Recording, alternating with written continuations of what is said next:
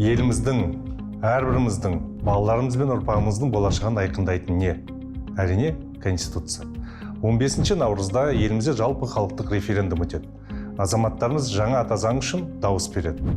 Бұл күн тарихымыздағы тағдыр шешті сәт болуы мүмкін.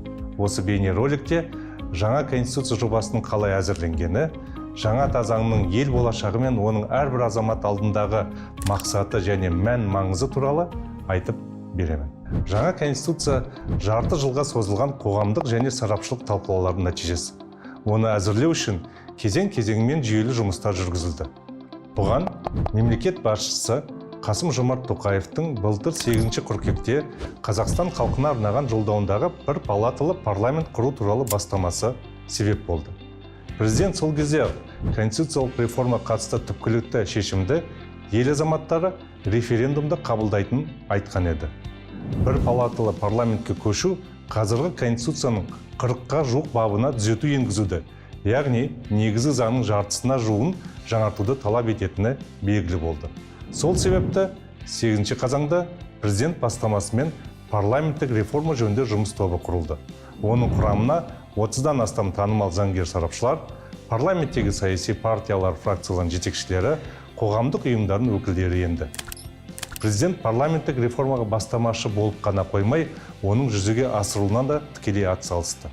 Мәселен, мемлекет басшысы парламенттегі президенттік квотадан бас тартуды, цифрландыру жөнінде жаңа комитетті құруды, сонымен қатар жергілікті деңгейде мажоритарлық сайлау жүйесін сақтап, мәслихаттарға бір мандатты округтер арқылы сайлауды ұсынды. Азаматтардың ұсыныстарын жинақтау мақсатында е-өтініш және e-gov платформаларында арнайы бөлім ашылды. Азаматтар мен сарапшылар сондай-ақ еліміздегі 7 саяси партия мен 16 қоғамдық ұйым өз ұсыныстарын жолдады. Қазан-қаңтар айларының аралығында парламенттік реформа бойынша 600-ге жуық ұсыныс келіп түсті. Бұған қоса, Конституцияның басқа да бөлімдеріне қатысты қосымша 2000-нан астам ұсыныс пікір жинақталды. Яғни парламенттік реформамен салыстырғанда Конституцияның басқа бағыттарына қатысты ұсыныстар 3 есе көп түсті. Сол кезде конституциялық реформаның парламенттік жүйені жаңғырту аясынан шығып, үлкен өзгерістерге ұласатыны белгілі болды. Қоғамда Конституцияны толықтай жаңартуға деген сұраныс бар екені анықталды. Сондықтан 20 қаңтарда Қызылордада өткен ұлттық құрылтайының 5 отырысында мемлекет басшысы конституциялық реформа бойынша келіп түскен басқа да ұсыныстарды мәлімдеп, оларды талқылау мақсатында конституциялық комиссия құру туралы шешім қабылдаған жариялады. Оның құрамына ұлттық құрылтай мүшелері, танымал заңгерлер, сарапшылар, мемлекеттік органдар, бұқаралық ақпарат құралдары, өңірлік мәслихаттар, қоғамдық кеңестер мен ғылыми қоғамдастық өкілдерінен тұратын 130 адам енді. Осылайша, комиссияда әртүрлі әлеуметтік және кәсіби топтар, еліміздің барлық өңірі толық қамтылды. Конституциялық комиссияның барлық 12 отырысы ашық форматта өтті. Әр отырыс тікелей эфирден көрсетіліп, бұқаралық ақпарат құралдарында кеңінен таратылды. Конституциялық комиссия отырыстарының жалпы қаралымы 1 миллионнан асты. Комиссия мүшелері қолданыстағы Конституцияның 77 бабының жаңа редакциясын қарастырды. Яғни жалпы мәтіннің 84% сол кезде өзгеріске ұшырады. Сонымен қатар жаңа преамбула, жаңа бөлімдер мен жаңа баптар ұсынылды. Олардың барлығы жаңа тұжырымдамалық сипатқа ие болып, саяси жүйені айтарлықтай өзгертіп, маңызды қоғамдық құндылықтар мен мемлекеттік қағидаттарды белгіледі. Сол себепті талқылаулар нәтижесінде комиссия Қазақстанның жаңа ата заңын әзірлеу туралы шешім қабылдады. Атап өтерлігі, жаңа конституция жобасын әзірлеуге мемлекет басшысы ерекше атсалысты. Президент конституциялық комиссия басшылығымен үнемі кездесіп, азаматтар мен қоғамдық ұйымдардың ұсыныстарын мұқият зерделеді. Кеңесшілер және сарапшылар тобымен бірге жаңа ата заңның мәтінімен жүйелі жұмыс жүргізді. Сондай-ақ жаңа конституцияның негізгі тұжырымдамалық баптардың көбін Қасым-Жомарт Кемелұлы Тоқаев өзі ұсынды. Мысалы, жаңа преамбула президенттің тұжырымдамалық тезистерінің негізінде әзірленді. Сондай-ақ мемлекет басшысы көптеген жаңашылдықтарын, әсіресе қарапайым азаматтардың мүдделері мен құқықтарын қорғайтын бірқатар маңызды нормалардың авторы. Мәселен, 10 ақпанда өткен үкіметтің кеңейтілген отырысында мемлекет басшысы сот шешімінсіз тұрғын үйден шығаруға конституциялық деңгейде тыйым салуды бекітуді ұсынды. Конституциялық комиссия осы норманы ата заң жобасының 28 бабының 1 тармағына енгізді. Осылайша мемлекет басшысы конституциялық реформаға бастамашылық етіп қана қоймай, жаңа тазаңдағы негізгі ережелерді өзі дайындап, өзі ұсынды. Сол себепті жаңа конституцияда президенттің ұстанып отырған саяси бағыттың негізгі қағидаттары, сондай қоғам мен мемлекетті дамытуға қатысты көзқарастары мен ұстанымдары көрініс тапты.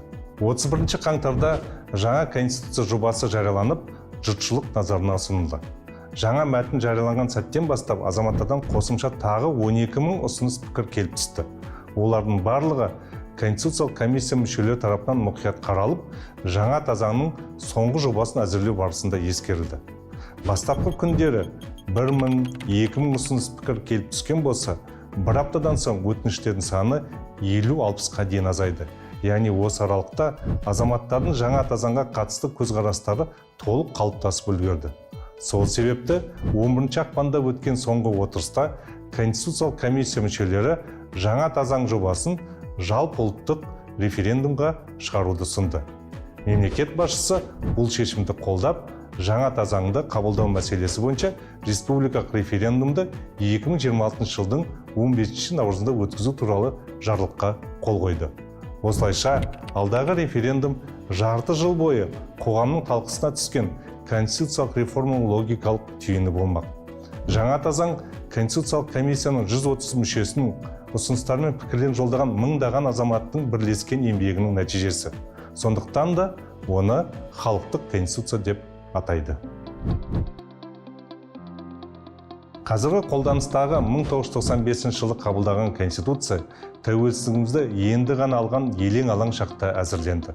Ол кезде негізгі мемлекеттік институттар енді ғана қалыптасып, қоғамдағы құндылықтардың негізі енді ғана қаланып, шет мемлекеттермен қарым-қатынас енді ғана орнатылып жатты. Қазіргі конституцияның мәтінінде әлі де кеңес кезеңінің ықпалы, сол уақыттың ескірген лексикасы мен терминологиясы байқалады. Мысалы, қазіргі атазаңдағы телеграф, тектік топтық араздық, немесе мемлекеттік қауіпсіздік деген ұғымдар бүгінде қолданылмайды. 1995 жылғы атазаңды небары 12 адамнан ғана тұратын шағын топ жабық форматта әзірледі. Олардың үшеуі шетелдік сарапшылар еді. Ал жаңа конституцияны жазу үшін сырттан ешкім тартылған жоқ. Оны еліміздің 130 азаматтан тұратын комиссия дайындады. Әрине, ешкімде қазіргі қолданыстағы конституцияның мемлекеттің дамуындағы қоғамның қалыптасуындағы маңызды рөлін жоққа шығармайды. Қазіргі атазаң көптеген жетістіктерге негіз болды. Дегенмен бүгінде Қазақстан айтарлықтай өзгерді. Біз мемлекеттілігі орныққан, халықаралық аренада өзіндік беделі бар елге айналдық. 30 жылда әлем де өзгерді, біздің қоғам да өзгерді. Бүгінде қоғамда жаңа сұраныстар, жаңа талаптар пайда болды. Қоғам назары басқа мәселелерге ауды. Мысалы, экологиялық мәселелер, әйелдердің құқықтарын қорғау, мемлекет пен дін арасында қатынастар, ұлттық бірегейлігімізді, дәстүрлі құндылықтарымызды және өмір салтымызды сақтау алдыңғы орынға шықты. Осынау жаңа бағыттар мен қоғамдық сұраныстардың барлығы жаңа конституцияда көрініс тапты. Бүгінде әлем дамуында мүлдем жаңа цикл басталды. Геосаясатта, әлемдік экономикада, ғылым мен технологияда үлкен түбегейлі өзгерістер болып жатыр. Сондықтан көптеген елдердің, соның ішінде біздің елдің де алдында институционалдық жаңару және жаңа жағдайларға бейімделу міндеті тұр.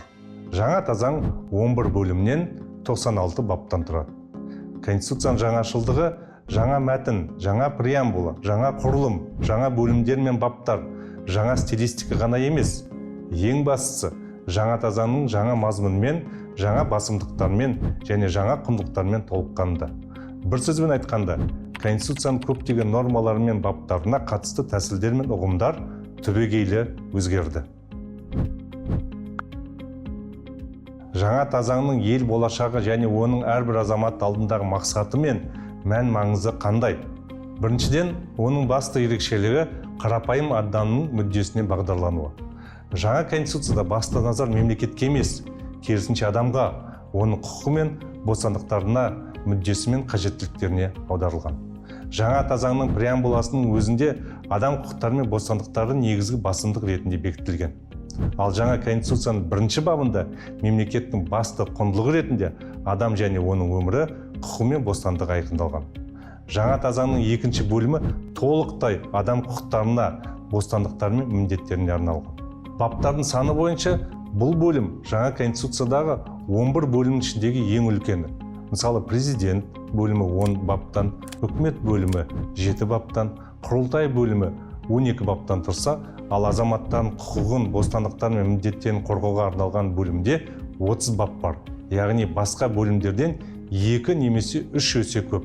Қазіргі конституциямен салыстырғанда адам деген сөз жаңа ата заңда 1,5 есе көп қолданылған. Яғни жаңа ата заңның негізінен адамдардың мүддесіне бағытталған осыдан аңғаруға болады. Жаңа конституцияда кез келген санаттағы, кез келген әлеуметтік және кәсіби топтағы, кез келген жастағы адамдардың мүдделері қамтылған. Бұл нені білдіреді? Бұл әрбір азамат өз құқықтарын қорғауда сенімді конституциялық кепілдіктерге ие деген сөз. Мысалы, ғалымдар мен шығармашылық иелері үшін жаңа конституцияда ғылыми, техникалық және көркем шығармашылық еркіндігіне кепілдік берілген. Кәсіпкерлерге жаңа ата заң барлық меншік нысандарының танылуына және қорғалуына кепілдік береді. Әлеуметтік осал топтар үшін мемлекет тарапынан әлеуметтік қорғау құқығы жасына, ауруына, мүгедектігіне, асыраушысынан айырылуына байланысты және заңда көзделген өзге де негіздер бойынша әлеуметтік қамсыздандыру құқығы қамтамасыз етіледі. Жаңа конституцияға сәйкес барлық азаматтар жасына, әлеуметтік және өзге де жағдайына қарамастан еңбек етумен демалу құқығына, білім алуға және денсаулығын сақтауға, сөз бостандығы мен бейбіт жиналыстар өткізуге, жеке деректерін қорғауға, қолайлы қоршаған ортаға ие бола алады. Жаңа конституцияның 4 бабының 1 тармағында мемлекеттік биліктің бірден-бір бастауы әрі егемендіктің иесі Қазақстан халқы екені нақты көрсетілген. Бұл бұрын соңды болмаған жаңа норма. Сондықтан да енді ата заңның 92 бабының 1 тармағына сәйкес конституцияға кез келген өзгерістерді тек жалпы халықтық референдум арқылы, яғни елдің барлық азаматтарының пікірін ескере отырып қана енгізуге болады. Алғаш рет ата заңның конституциялық құрылыс негіздері деп аталатын 1 бөлімнің 3 бабының 2 тармағында мемлекеттің стратегиялық дамуының негізі ретінде табиғи қазбалар, басқа да байлықтар емес, ең алдымен адами капитал, яғни адамдардың білімі, қабілеті, еңбегі белгіленді. Бұл мемлекеттік саясаттағы өте маңызды және терең бетбұрыс. Екіншіден, жаңа конституцияда ұлттық бірегейлігіміз айқын көрсетілген. Алғаш рет преамбулада тарихи тамырымыз көрсетіліп, ұлы даланың мыңдаған жылдық тарихының сабақтастығын сақтау туралы тікелей айтылды. Конституциялық құрылыс негіздері деп аталатын 3 бөлімнің 3 бабының 1 тармағында мемлекет қызметінің негіз құраушы қағидаттарының бірі тарихи мәдени мұраны сақтау және төл мәдениетті қолдау екені нақты айқындалған. Жекелеген нормалар мен баптар өмір салтымызды конституциялық деңгейде сақтауға және қорғауға бағытталған. Мысал ретінде дәстүрлі отбасы институтын және мемлекеттің зайырлы сипатын айтуға болады. Жаңа конституцияда тәуелсіздік пен егемендік ұлттық бірегейлігіміздің негізгі тірегі екені қамтылған. Аталған құндылықта жай декларация емес, нақты нормалармен бекітілген. Жаңа ата заңның конституциялық құрылыстың негіздері деп аталатын 1 бөлімнің 3 бабындағы негізгі қағидалар тізімінде мемлекеттік қызметтің ең бірінші қағидасы ретінде егемендік пен тәуелсіздікті қорғау деп көрсетілген. Ал 2 бапта мемлекеттің егемендігі, тәуелсіздігі, унитарлығы, аумақтық тұтастығы, Қазақстан Республикасының басқару үлгісі өзгертілмейді деп тікелей бекітілген. Бұл осы мәселелер талқыланбайды, тіпті референдумға да шығарылмайды дегенді білдіреді. Олар мемлекетіміздің өзгермейтін негізі болып саналады. Жаңа конституцияның мәтінімен танысқанда егемендік және тәуелсіздік сөздерін бас әріппен жазылған байқаған боларсыздар. Бұл мәтіннің стилистикалық ерекшелігі ғана емес, мемлекет басшысының тұжырымдамалық ұстанымын көрсетеді. Оның пікірінше тәуелсіздік және егемендік басты құндылықтар, сондықтан олар қоғамдық санада қасиетті де қастерлі ұғымдар ретінде бекітілуі керек. Жаңа конституцияның 3 ерекшелігі жоғарғы билік органдарының жаңа құрылымы. Жаңа ата заң мемлекет басшысының күшті президент, ықпалды парламент, есеп беретін үкімет формуласын түбегейлі бекітеді. Президент бастамасымен бір палаталы құрылтай, вице-президент, халық кеңесі секілді жаңа институттар құрылады. Көптеген лауазымды тұлғалардың қызметіне қатысты бір реттік мерзім белгіленді. Президенттен басқа Конституциялық сот төрағасы мен оның судьялары, жоғарғы сот төрағасы және бас прокурор тек бір мерзімге сайланатын болады. Мемлекет басшысы айтқандай, жаңа Конституция суперпрезиденттік жүйеден түбегейлі бас тартуға жол ашады. Сонымен қатар, жаңа заңға сәйкес парламентте президенттік квота болмайды. Барлық депутаттар тек бір тәртіппен сайланады. Президент, вице-президентті, премьер-министрді, орталық сайлау комиссиясының мүшелерін, жоғарғы аудиторлық палата мүшелерін тағайындағанда құрылтай депутаттан көпшілігінің келісімін алу қажет. Осы арқылы биліктің тармақтары арасында теңгерім орнап, әділетті жүйе қалыптасады. Сондықтан жаңа конституция Қазақстанның саяси жүйесін мүлдем жаңа, тиімді және әділ модельге толығымен көшуін аяқтап, бір жола бекітетін болады. Төртіншіден, жаңа конституцияның маңызды ерекшелігі оның заманауи сипатында. Тұңғыш рет конституцияның преамбуласында мәдениет пен білім, ғылым мен инновациялар құндылық ретінде көрсетілген. Жаңа конституцияның 3-ші бабында негізгі мемлекеттік қағидаттардың бірі ретінде еңбексүйгіштік, прогресс, білім құндылықтары бекітілген. Ал адам капиталы, білімді, ғылымды, инновациялар дамыту мемлекет қызметінің стратегиялық бағыты болып саналады. Сондай-ақ, жаңа конституцияның азаматтардың құқықтары мен бостандықтары туралы 2-ші бөлімнің 18-ші бабының 3-ші тармағында алғаш рет Миранда ережесі бекітілді. Яғни ұсталған сәттен бастап әрбір адамға оның бостандығын шектеу негіздері және құқықтары міндетті түрде түсіндірілуі керек. Атап айтқанда, адвокатты пайдалануға, үн қатпауға, өзіне қарсы куәлік беруден бас тартуға құқығы бар. Қазақстан азаматтардың құқықтарын цифрлы кеңістікте қорғау нормасын конституциялық деңгейде бекіткен алғашқы елдердің бірі. Жаңа конституцияның 21-ші бабының 1-ші және 2-ші тармақтарында жеке деректерді қорғау құқығына кепілдік беріледі. Банк операцияларының құпиялылығы, жеке салымдар мен жинақтар, сондай-ақ хат алмасу цифрлық технологияларды пайдалану арқылы қорғалады.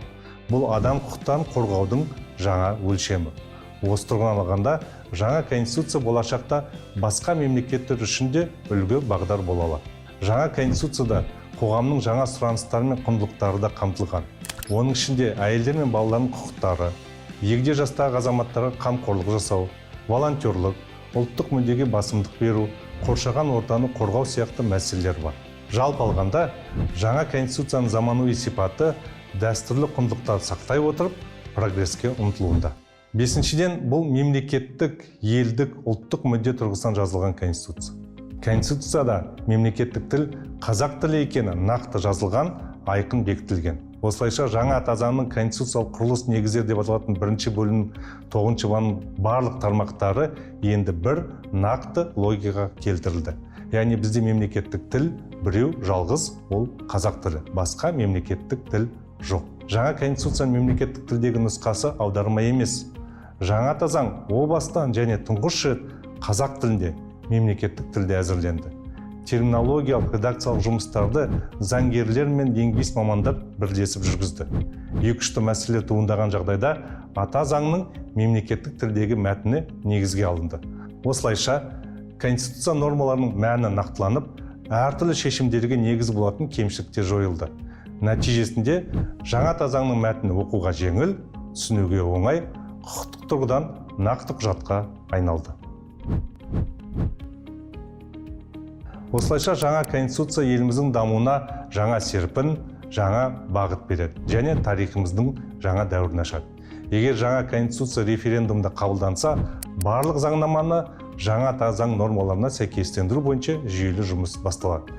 Яғни, ондаған заңды қабылдау қажет болады. Бұл жаңа конституцияның баптары жай декларация ғана емес, өзгерістерге жол ашатын нақты құрал болатынын білдіреді. 15 наурыз маңызды шешім қабылдайтын күн. Бұл күн еліміз үшін де, әрбір азамат үшін де ерекше мәнге ие. Дауыс беретін учаскеңіз, қажетті құжаттар мен референдумның тәртібі туралы толық ақпаратты электронды үкімет порталынан және арнайы ақпарат ресурстарынан біле аласыз. Референдум елдің болашағына әсер етуге, өзіңіздің және жақындарыңыздың өмірін жақсартуға берілетін нақты мүмкіндік және сіздің құқыңыз. Назарларыңызға рахмет.